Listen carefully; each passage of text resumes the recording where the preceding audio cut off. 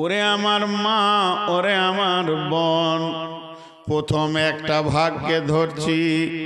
যে মেয়েটি স্বামী পেয়েছে আল্লাহওয়ালা, ওর স্বামী বড় দাতা দান করে, ওর স্বামী 5 ওয়াক্ত নামাজ পড়ে, সুন্নতের চেহারা নিয়ে দুনিয়া করে, মিথ্যা কথা বলে না, ওয়াদা খিলাফ করে না, চুরি করে না, লুচ্চা নয়, সুদারু নয়, জুয়ারি নয়, মাতাল নয়। মেয়েটির কপাল কত ভালো, পৃথিবীর সেরা ভদ্র পরেশগার দিনদার ভালো একটা ছেলেকে ও পেয়ে গেছে। এখনো মনে মনে নিয়ত করে নিয়েছে, আমার স্বামী যখন এত পরেশগার, আমি স্বামীকে নিয়ে জান্নাতে চলে যাব। আমার জন্য জান্নাত বড় আসান, যেহেতু স্বামী বড় পরেশগার, আর আমার জান্নাত আটকাবে না। আল্লাহ তাবারাক ওয়া তাআলা বলছেন, না, এই সিস্টেমটা আমার কাছে নাই, তোমাকে নিজের আমল নিজে করতে হবে। তুমি যদি আমল না করো, স্বামীর আমলের উপরে যদি ভরসা করো, এই ভরসায় তুমি জান্নাতে যেতে পারবে না, পারবে না, পারবে না, পারবে না। কেন পারবে না? আমি তোমাদের জন্য একখানা বাটখারা রেখে দিয়েছি। 2খানা বাটখারা কি সারা পৃথিবীর যত মানুষ আছে সব থেকে ভদ্র মানুষ হচ্ছে নবীরা।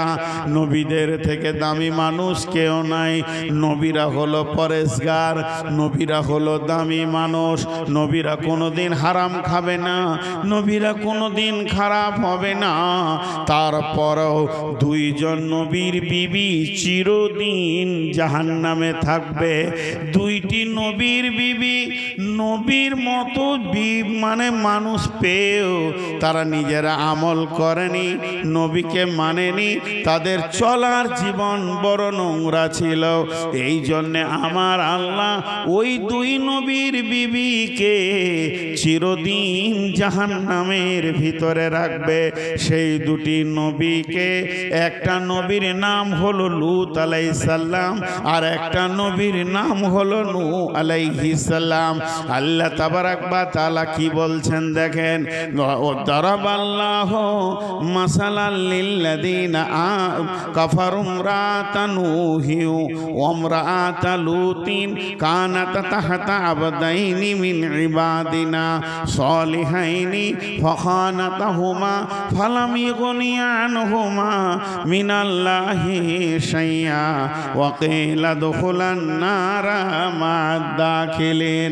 হে আমার বান্দির দল, তোমরা যতজন এখানে রয়েছো, হে আমার বান্দির দল, ওরে আমার গোলামের দল, তোমাদের স্বামীরা যদি ভালো হয়, তোমরা যদি আমল না করো আর মনে করো জান্নাতে চলে যাব, হবে না। তাহলে তোমাদের জন্যে আমি একটা নিশানা রেখে দিয়েছি, একটা উদাহরণ রেখে দিয়েছি তোমাদেরকে বোঝানোর জন্যে।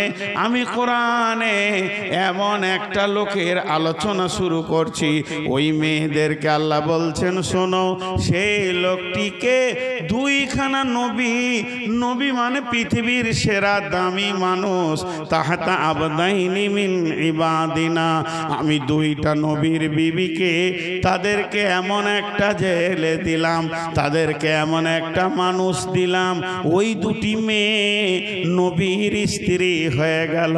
তাদের থাকার জায়গা হলো কোথা?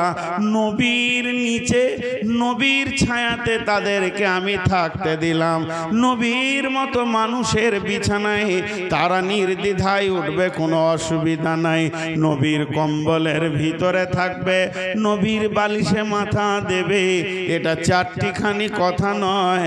ও মা আমার, বোন আমার, তারা নবীর মতো স্বামী পেল, নবীর বিছানায় জায়গা পেল, নবীর বালিশে মাথা দিতে পারলো, নবীর লেপের ভিতরে থাকলো। লাগলো, কিন্তু তাদের চরিত্র কত খারাপ ছিল, তারা কত বদমাশ ছিল। সেই নূহ আলাইহিস সালামের বিবি, লূত আলাইহিস সালামের বিবি, যারা সমকামী ছিল সেই যুগে, পুরুষে পুরুষে মিলামিশা, নারীতে নারীতে মিলামিশা, এই সমকামীদের সঙ্গে তারা গোপনে চলাফেরা করত। তাদেরকে গোপনে খবর দিত। নবীর কাছে যদি কোনো ফেরেশতা আসতো তো বলতো, চলে আয়, আমাদের ঘরে মেহমান আসছে, ওদের সঙ্গে মিলবি, আনন্দ পাবি। এইভাবে তারা বেঈমানদের সঙ্গে, মুনাফিকদের সঙ্গে, আল্লাহ দ্রোহী, দিন দ্রোহী, নবী দ্রোহী লোকের সঙ্গে চলাফেরা করেছে। এটা আল্লাহকে কত খারাপ লেগেছে। আমার আল্লাহ বলছেন, তারা নবীর বিবি, নবীর মতো স্বামী তাদেরকে কিয়ামতের মাঠে আটকাতে পারবে না। তাদের ঠিকানা কি? কোরআন প্রকাশ্যে বলে দিচ্ছেন, ওয়াকিলা দুখুলান নারা মাদাখিলিন। তারা দুইজনে আগুনে জাহান্নামের ভিতরে চলে যাবে।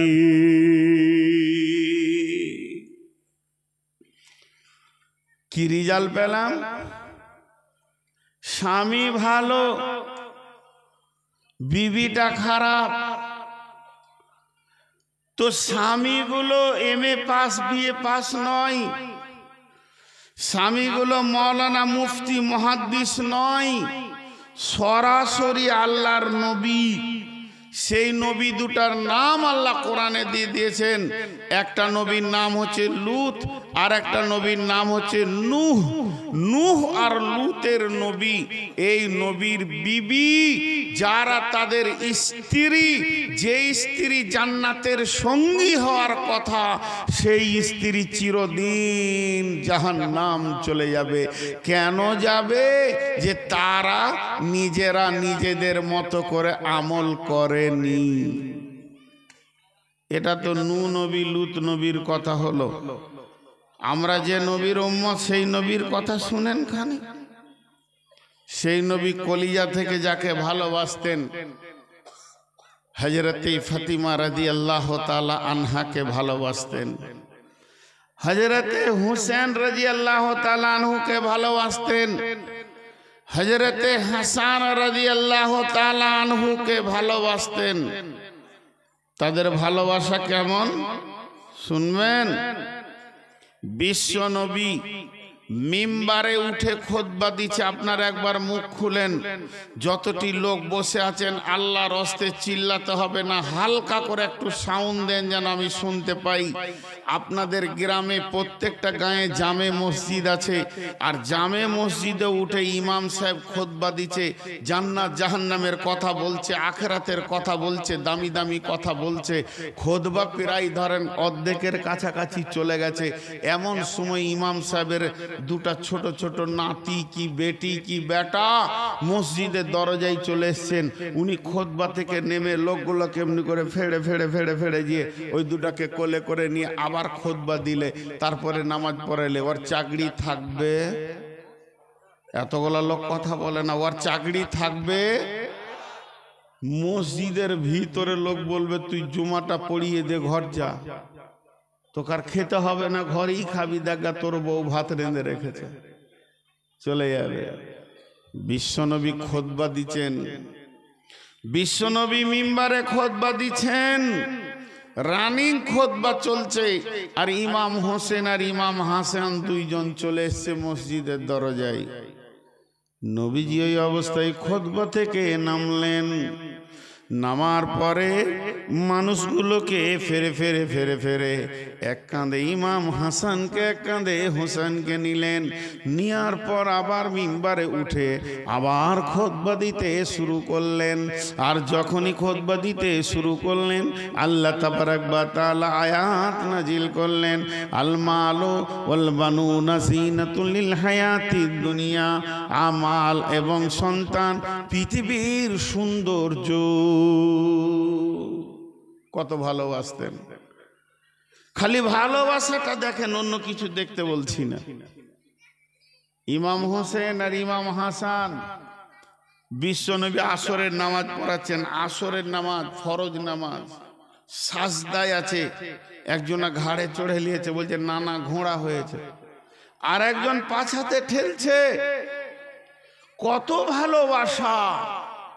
আমি খালি ভালোবাসাটা দেখাচ্ছি। বন্ধুরা আমার, বিশ্বনবী ফজরের নামাজ পড়েন, প্রতিদিন বাড়িতে চলে যান। সেই দিন বিশ্বনবী বেটির বাড়ি ফাতেমার বাড়ি যাচ্ছেন, তো শীতের সময় কম্বল ঢাকা রয়েছে। কে আছে? না ইমাম হোসেন আছে, হাসান আছে, আলী আছে, ফাতেমা আছে। নবীজি করলেন কি, ওপর থেকে দাঁড়িয়ে দাঁড়িয়ে দেখছে যে এই চারটা হলো আমার কলিজার টুকরা, আমার মহব্বতের মানুষ।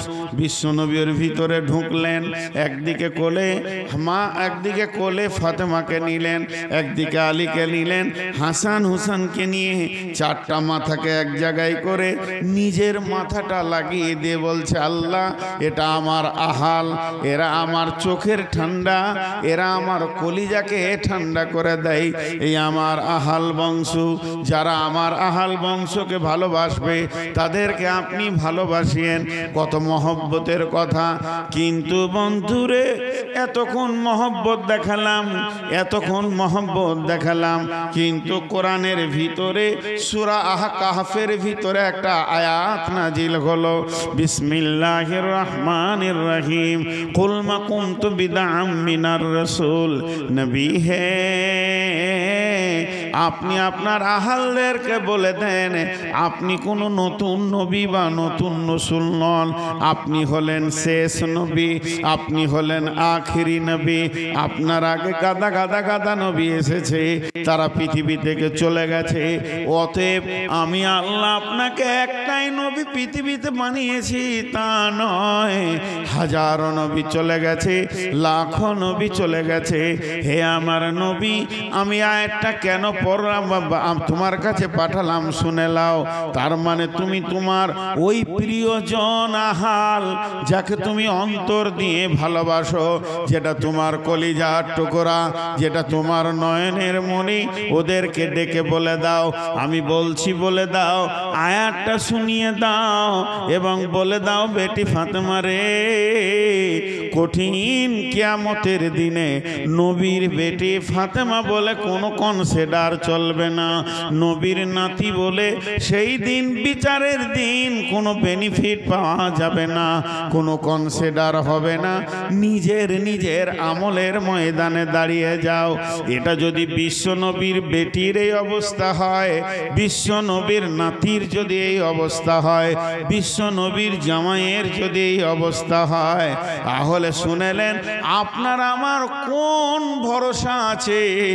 কঠিন কিয়ামতের মাঠে আমার স্বামী, আমার আব্বা, আমার ভাই আমাকে বাঁচাবে। এখান থেকে মা আমার, বোন আমার, একটা জ্ঞান নিয়ে নিতে হবে। সেই জ্ঞানটাকে আল্লাহ তাবারাক ওয়া তাআলা বলতে চাইছেন, নিজের নিজের আমলে নিজে নিজে তৈরি হয়ে যাও।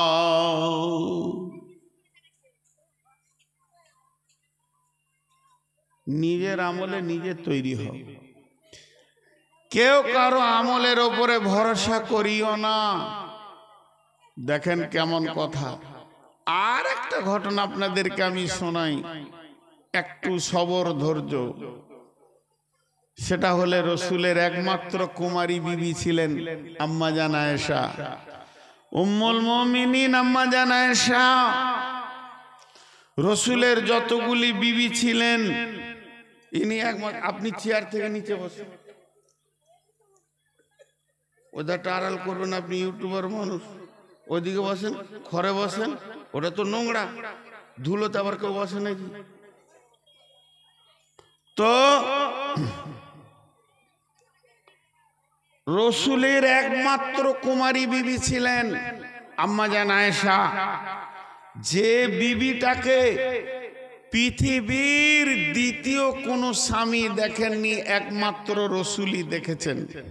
খেয়াল করেন তেনার কত দামি।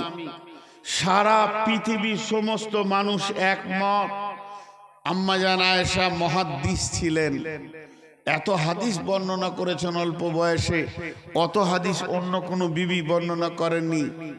শুধু এই পর্যন্ত নয়, আম্মাজান আয়েশা রসুলের বিবি হবে, আম্মাজান আয়েশার সঙ্গে রসুলের বিয়ে হবে, আম্মাজান আয়েশা রসুলের স্ত্রী হবেন, আর রসুল্লাহ সাল্লাল্লাহু আলাইহি সাল্লাম আম্মাজান আয়েশার স্বামী হবে। সেই মেয়েটি কত দামি! এই বৈবাহিক জীবনের আলোচনাটা পৃথিবীতে হয়নি, মক্কাতে হয়নি, মদিনাতে হয়নি, এটা হয়েছে আরশে মহল্লাই, সেখান থেকে ফাইসালা হয়েছে। তাহলে মেয়েটা কত দামি! শুধু তাই নয়, ওই মেয়েটির ঘরে আল্লাহ রাসূল সাল্লাল্লাহু আলাইহি সাল্লাম ছিলেন তো কোরআন নাজিল করেছেন। এই পর্যন্ত শেষ নয়, ওই মেয়েটির মূল্য কত! ওই মেয়েটির ঘরে যেদিন বিছানায় বিশ্বনবী শুয়েছিলেন, সেই দিন রসুলের শাবে মেরাজে রাত্রি হয়েছে।